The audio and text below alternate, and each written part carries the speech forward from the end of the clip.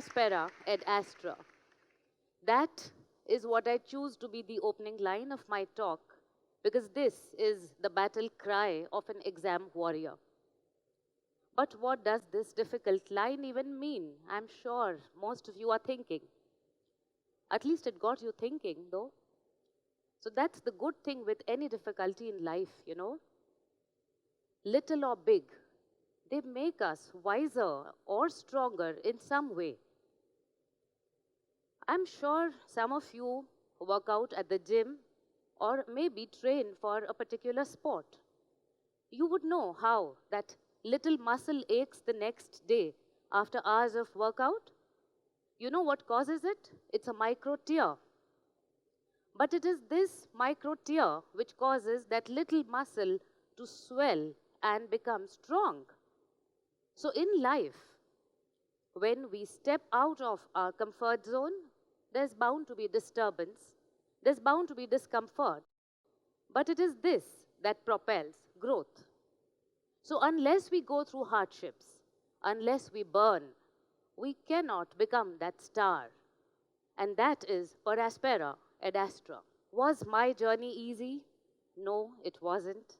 Nor will yours be if you're aiming for the pinnacle. Can I give you some shortcuts? Sorry, I cannot. No one can. But I have little experience. And experience, is a tough teacher, because it takes the test first and then hands out your lesson.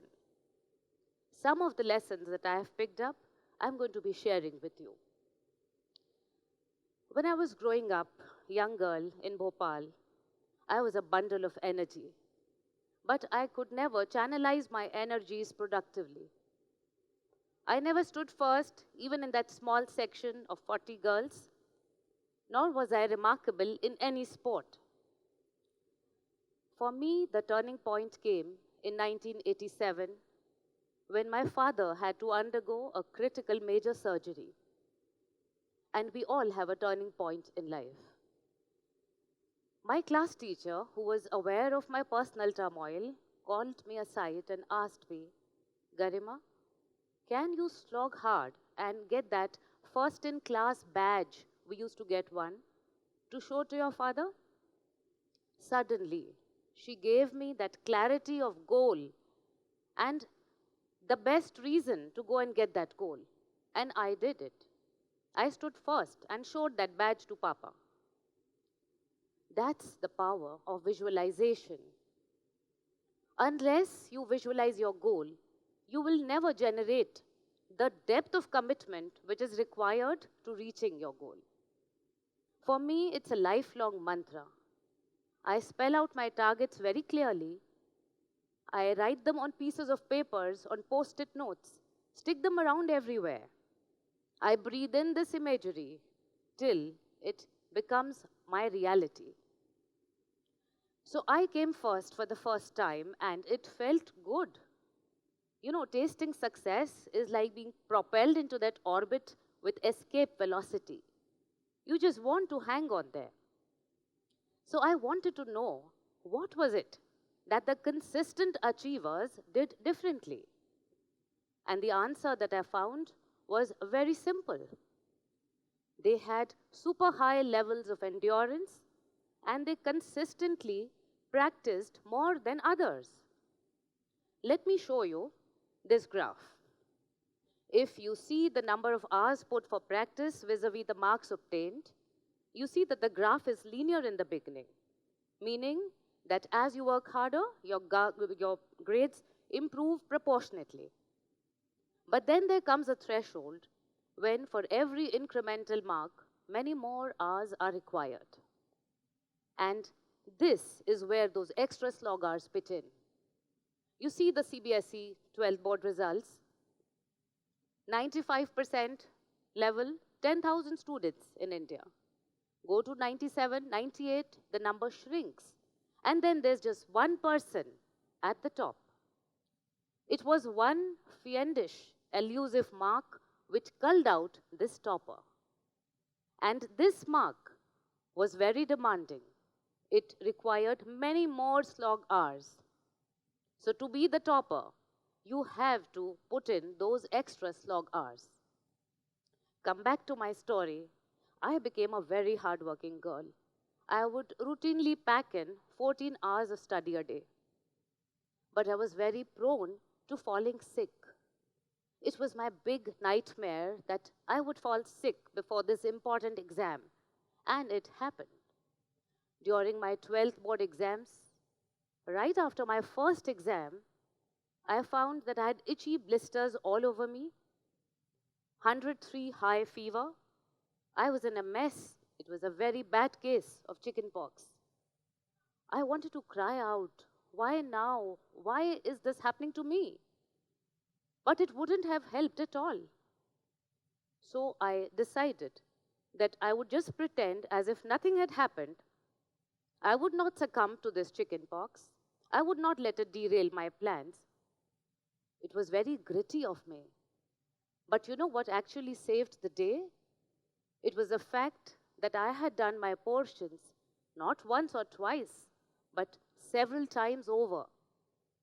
And this I call the rule of reinforcement, which means revise as many times as you can.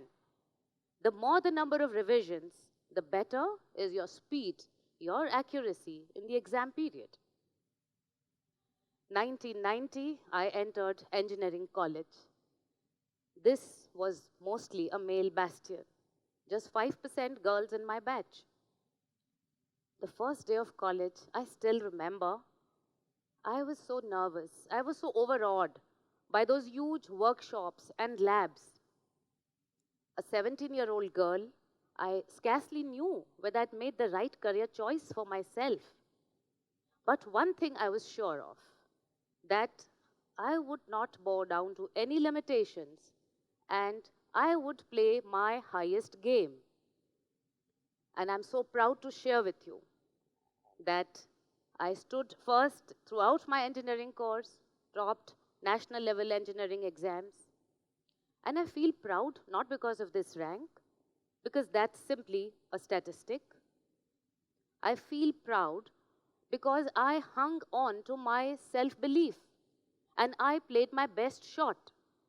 And that is the commitment that I want each of you here to make, and especially the girls, that whatever you do in life, you will strive to be the best version of yourself. Now, I'm an old warrior, and warriors look for challenges. So, 15 years after my master's in engineering, I decided to pursue law and then a degree in economics. This time, though, the story was a little different because I had an exacting office schedule to deal with and two demanding growing up boys at home. If there was one thing I was totally short of in life, it was time. But I have learned that the busiest people in life somehow have time for everything. They will find time to exercise. They will find time to spend with their loved ones. How do they do this? They generate more time. They identify their time stealers and chuck them out of their routine. So, I decided that I would stop reading those newspapers for an hour. I could get the important stuff in just 10 minutes. I would get up at 5 a.m., study, and then revise mentally what I had studied during my morning walk or my car commute. So if you nab your time stealers and you eliminate them, you will be creating many more hours in your day. To begin with, just put away that mobile phone for a few hours. A seasoned warrior, having gone through my fair share of exams, and as a mother of two boys who in turn are going through some tough exams, I have tried to decode what is it that generates the best outcomes at the end of that 3-hour affair called exams. The answer is slog and strategy. Slog does not have a substitute. You have to slog. Strategy is something you need to develop, keeping in view your particular examination goal. And there are some strategy mistakes which you definitely need to avoid to get your goal. I call them my best tips. Backward planning. At the outset of your exam preparation, look backwards. See the previous year's papers, the previous year's patterns. Analyze the topics in the order of their marks potential and your strengths and weaknesses. And then draw out chalk out your roadmap all the way to the D-Day. Examination process can be really a long ordeal, stretching for months, if not years. The only way that you can sustain your momentum through this journey, which will have you feeling low or even overwhelmed at times, is by having a calm, balanced, and poised mind. And this you cannot do unless you have your easing down rituals. These could be simple cooling hacks like meditation or peaceful chanting, some favorite cartoon show on TV, or a walk with a favorite companion. You have to devise your cooling hacks for yourself. But one red flag I'd like to point here. Do not, please, resort to internet gaming as your cooling ritual. Because these games are designed to be highly addictive. And before you know, you will not only be losing track of your time, you may even lose the plot altogether. How many of you are night sloggers? You like to study in the graveyard shift hours? I'm sure quite a few. Sadly, I do not know of any exam which is conducted in the night hours. Do you think that a person who sleeps at 2 a.m., gets up at 9 a.m., can perform optimally in a morning exam? It cannot happen. Because our body works with a very sophisticated bio clock. This clock tracks your daily routine on a day-to-day basis and adjusts the body's responses and functions accordingly. So, to make sure that you give your peak performance in the exam, please synchronize your bio clock. I have always been a sun chaser myself. Morning is my holy hours. But I cannot share with you the challenge that I faced in helping my 18-year-old son to reset his bio clock because he was a night slogger. And mind you, it took several weeks to do it. So make sure you do it well ahead of your D-Day. As we begin our exam preparation, we have this huge, broad base of dozens of books and materials and content sources. One big mistake that some of us do is that we do not know how to integrate and assimilate all of this onto a narrow, intense level of preparation with the passage of time. This is telescoping. And this is critical to make sure that you are able to reap the benefit of all that you'd studied all these months and deliver the best baby in that 3-hour period of exam. So the number of books have to come down from, say, 10 to maybe 2 or even 3. Anything extra, please write on these base books, staple onto them, but make sure that you declutter your workspace when your D-Day approaches.